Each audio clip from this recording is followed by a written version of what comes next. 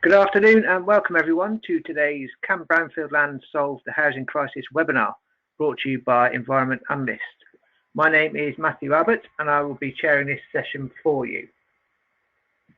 It gives me great pleasure to introduce today's guest speaker, Paul Smith. Paul is Managing Director of Specialist Land Promotion Company Strategic Land Group. He has held a number of senior roles within planning and development, spending over a decade with Taylor Wimpey.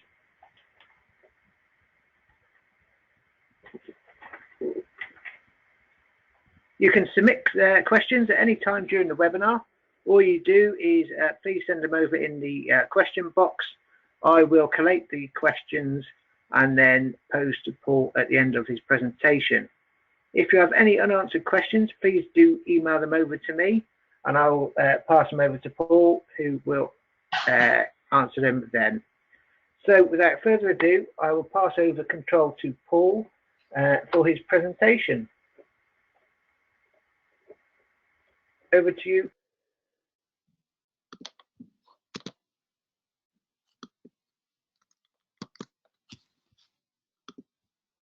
Should that be working now, Matthew? There we go. I'm in. Hopefully everybody can hear me okay. Thanks for that introduction, Matthew. As he said, my name's Paul. I'm the Managing Director of the Strategic Land Group. The question that I was asked to talk to you all about today was the one on the screen: can brownfield land solve the housing crisis? And to tackle that, here is what we're going to cover. A few myths about brownfield land, what do developers look for, benefits for the developer, and some barriers to development, including how we can overcome them.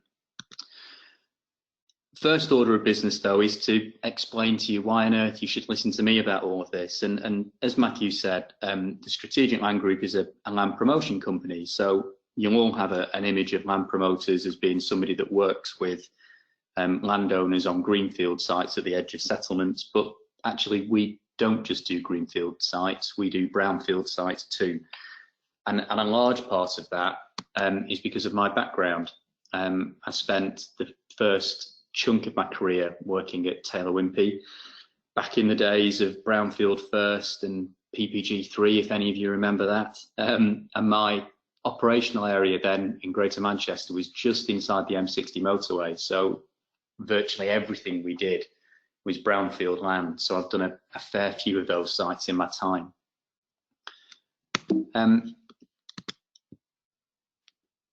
First, getting into the meat of the presentation, I suppose, though, the first thing I wanted to talk about was some myths about brownfield land, and there are a few of these that I thought were worth addressing, and the first is this one, that brownfield land is anything that's been built on. And that actually just isn't the case. You know, it's probably the #1 misconception we get from landowners approaching us with sites. Brownfield land, or previously developed land, to give it its full Sunday best title in planning policy, is actually defined in the glossary of the National Planning Policy Framework. And because it's a planning thing, it's a massive definition, so don't try and read it. But the important thing that I wanted to highlight is, 4th line down, it says this excludes. More than half of that definition is talking about things which are not, in fact, brownfield land. And there's a couple of interesting ones there. First of all, at the end, it talks about where the remains of the structure have blended into the landscape. So that means that a site that did have buildings on it can in fact return to being greenfield. And that's the reason why back in the day, I spent quite a bit of time on an old fire station site in Bolton with an excavator trying to reveal the relic foundations and hard standing of the training centre that was there to prove that it was brownfield. And secondly, is that land that was in an agricultural use or is in an agricultural use doesn't count as brownfield. And that agricultural point is the cause of one of my favourite little anomalies in the planning system, if you can have a favourite anomaly, which is that this sort of nursery, the sort that looks after children, is brownfield, but this sort, jumped on two at once then, sorry for that, but this sort that looks after plants isn't. A plant nursery is an agricultural use. In contrast, a garden centre is a retail use, so that would be a brownfield site. And there is a whole raft of case law and appeal precedents dealing with when does a nursery become a garden centre? Because it's not about what the sign above the door says, it's about the use that actually goes on within it and the lawful use that goes on within it. Next myth is that brownfield land is vacant and derelict. And we've all got an image of brownfield land that it looks something like this.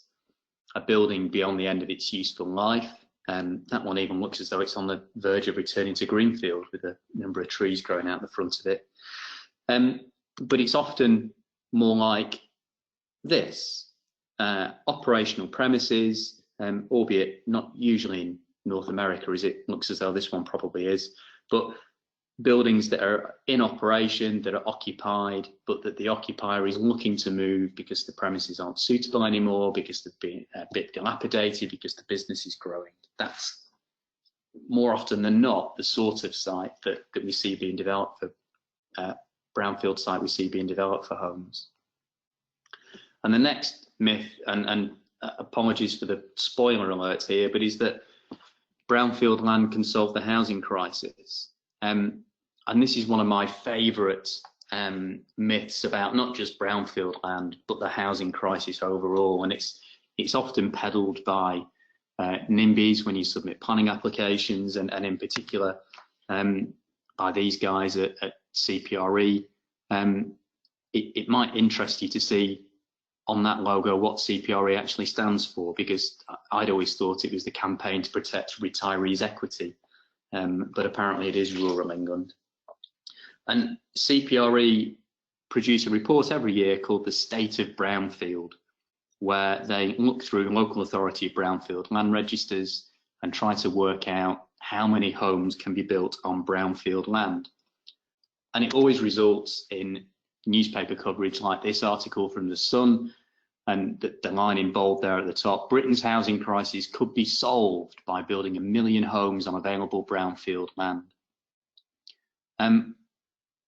This report, I think, is a good place to start when we're considering whether there is enough brownfield land to solve the housing crisis, because CPRE are motivated to try and squeeze out every last dwelling from brownfield land. So we know that they're not going to leave any stone unturned in finding those potential housing plots. And here's what this year's report showed. Total brownfield land available, well, that's the figure that was used in the headline and the one that was in all their press releases. But actually elsewhere in the report, it shows us that the number of deliverable plots at 635,000 homes is significantly fewer. And despite what CPRE often say about developers hating brownfield land, and that if any greenfield sites are allocated for development, brownfield will never come forward, almost all of those deliverable plots actually have planning permission. Now, I know the deliverable plots at 600,000 is a long way below the headline total, but it is still a huge number. But you've got to see that in the context of this number, which is the government's target for house building, 300,000 homes per year. In fact, there's actually some recent research that suggests we should be building 350,000 homes a year. But let's go with this figure for now, because it's the government's policy, or at least it was this morning. And if we look again at CPRE's figures in the context of that, you'll see that there's actually not that much brownfield land available. Even if we accept that the supply of brownfield land will replenish over time, which to a degree it does, the deliverable supply there at 2.1 years is significantly less than the 3 years worth of land that developers tend to try and identify to make sure that they've got business continuity. And it pales in comparison to the 15-year period that local authorities are supposed to plan for when they put their local plans together. So if you were a council trying to put together that plan and to say where all your homes are going to be delivered over the next 15 years, yes, you can reflect brownfield land to a degree, you can include a windfall allowance in your plan, but you can't bank on it delivering your housing needs over that whole period. So whilst brownfield land is really important, you know, it is an important constituent to supply, it's not a silver bullet to the housing crisis. Having said all of that, we do need to try and maximise the number of homes we build from brownfield sites. So what makes a good one? And it's different things for developers than it is for councils. And I thought it was interesting to look at it from a local authority point of view, perhaps, to begin with. And the large scale of many brownfield sites means that councils can try and deliver communities rather than just developments. This image on the screen in front of you is that the area within the dotted white line is what's called the Northern Gateway on the northern edge of Manchester city centre. For those of you that are familiar with Manchester, you'll see in the bottom left corner there, you can just see the Co-op's office.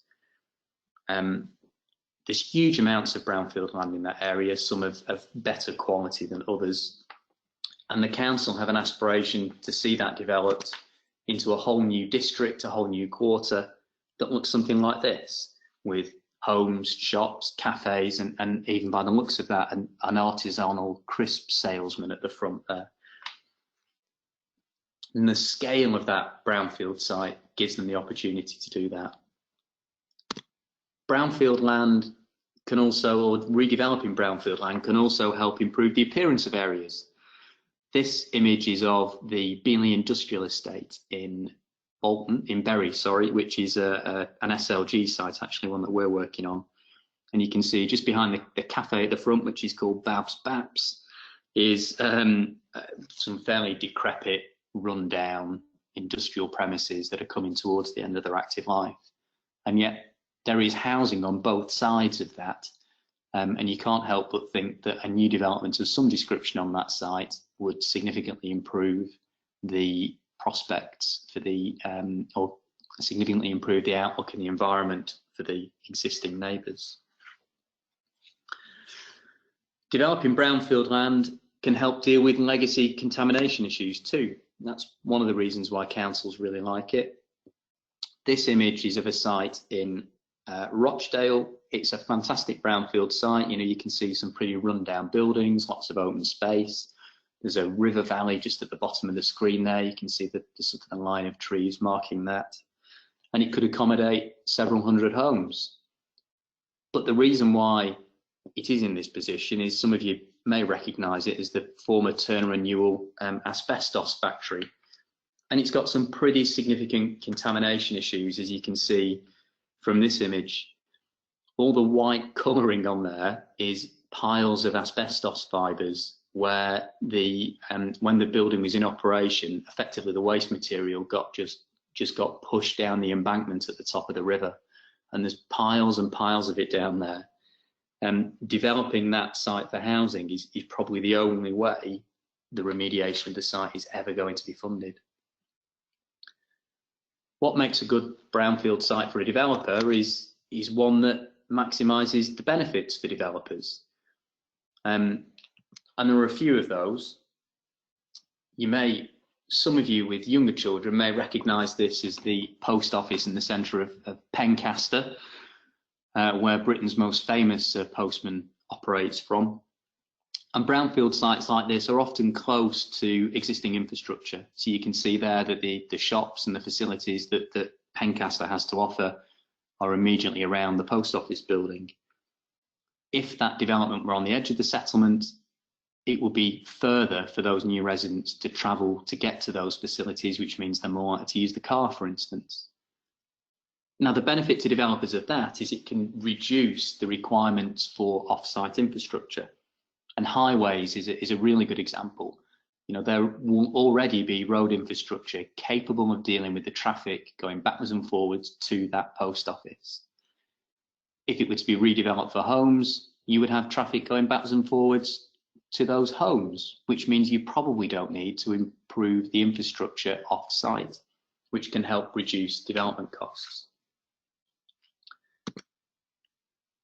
Brownfield sites also tend to be close to more chimney pots, to more people. And when about 70% of people say they want to stay close to their existing house when they move, the more people who live nearby, the greater your potential market. This image here is of the former Pendlebury Children's Hospital in Salford. You can see the development site is in the middle of the screen there with the houses just starting to be built. And you can see from there how many homes there are in that surrounding area, how many potential purchasers for those homes there are. Brownfield sites can also be less controversial.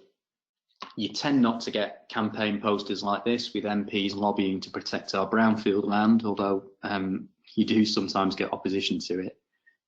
And that lack of political opposition can often make the planning process easier, fewer PR challenges, it can be quicker to get your applications through to committee. You might be less likely to end up at appeal. And speed is also one of the advantages, because you tend not to have to take the site through the local plan process. You can usually, with a brownfield site, put a planning application in straight away. The local plan process, as the little infographic on the right-hand side of that slide shows, can be tortuous and winding. And the example of Cheshire East local plan on the left is there because it took Cheshire East 7 years to get their local plan adopted, from starting the process to finishing. And while it did identify or did allocate greenfield and greenbelt sites for development, it took 7 years before people could put planning applications in on them.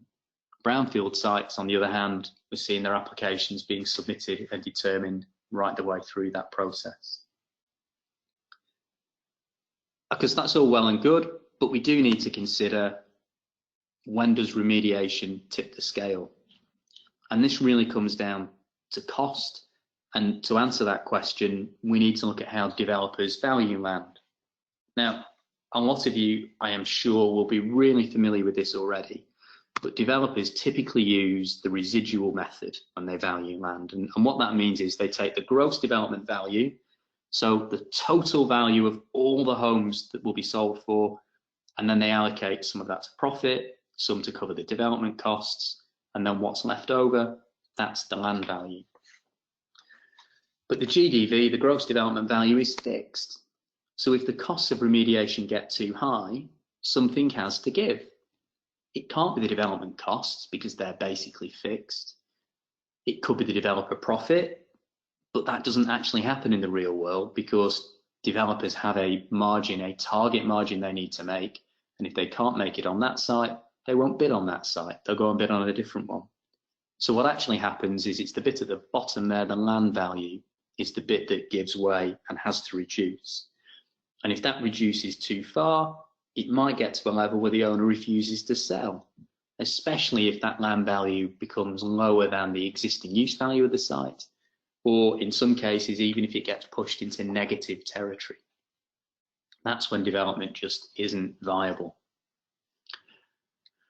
Besides from that financial point, there are other barriers to brownfield development too that can stop those brownfield sites coming forwards.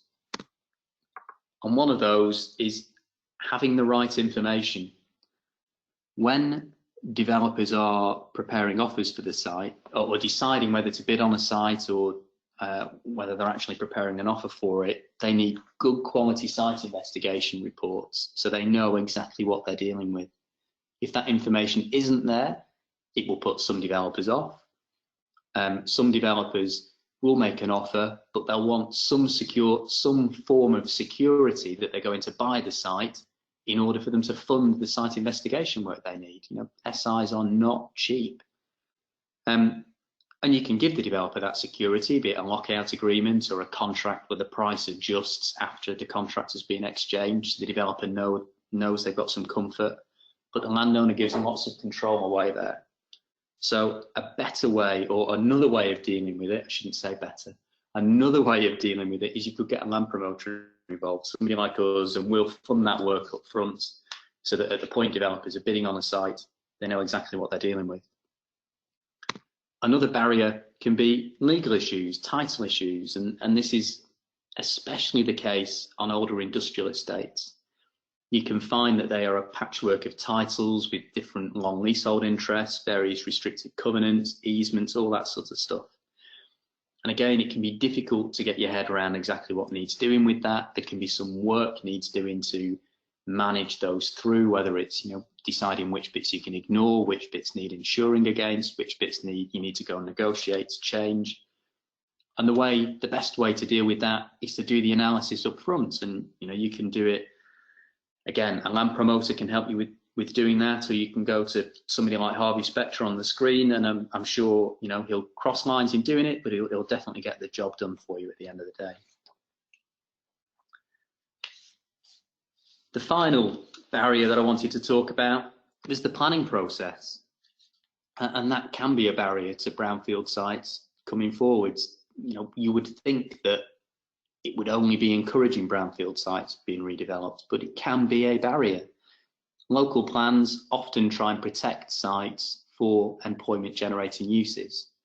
This is an extract from Bradford's local plan, and the area shaded purple is protected for employment generating developments only.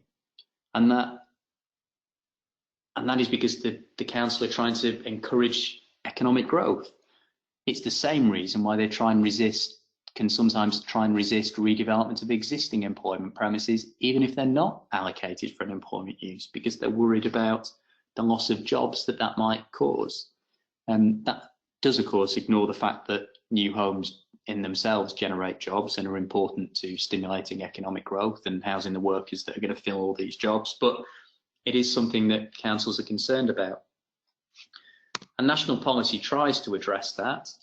This is paragraph 120 of the National Planning Policy Framework, and what it tries to do is basically enforce flexibility on councils and to say to them, if there's no realistic prospect of the site coming forward for the use for which it is allocated, then you should consider alternatives. In practice, though, councils usually insist on some sort of marketing exercise of 18 months or 2 years to prove that there's no interest in the site for its existing use. They can insist on viability information to show that it's not viable to redevelop it for some other type of employment generating use. And during the time that you're jumping through those hoops, buildings often sit there remaining vacant. And showing my age with Jerry Springer for some final thoughts, the question that we asked at the outset here was, will brownfield land solve the housing crisis? And the answer to that is a resounding no. But it is an important component of that. The only way we're going to deliver the number of homes we need is if we're delivering as much supply as we can from all the different possibilities. So how can we bring forward more homes on brownfield sites? Well, I think there are 3 things that we can do. The first is, I think we need planning policies that recognise that just because land was used for employment purposes 100 years ago, it doesn't mean that it's going to be in the best place for employment uses now. You think about all the employment land that you find next door to canals, for instance, because they were the motorways of the day. Well, they're not really that well located often now, down narrow residential streets and, next to the canal, and restricts their ability to redevelop them for other commercial purposes. Much better to have something near a motorway. And I think we need to be more proactive there, or councils need to be more proactive in allowing the churn of sites from employment use to residential use and replacing those lost employment sites with new allocations in more appropriate spots in the borough. Secondly, I think we need more sensible policies around planning gain. Planning gain, land value capture is been flavour of the month for a little while now, but to the best evidence we have suggests that already the public sector gets about 50% of the uplift in land value once planning permission is granted. And they accrue that through SDLT, through capital gains tax, through through corporation tax on house builders, as well as through Section 106 agreements.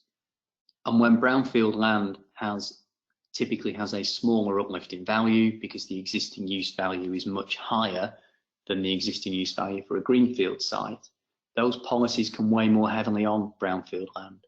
And it might be that we need to think about tiered policies, perhaps different levels of affordable housing provision, for instance, on a brownfield versus a greenfield site, to try and encourage or enable as many brownfield sites as possible to viably come forwards.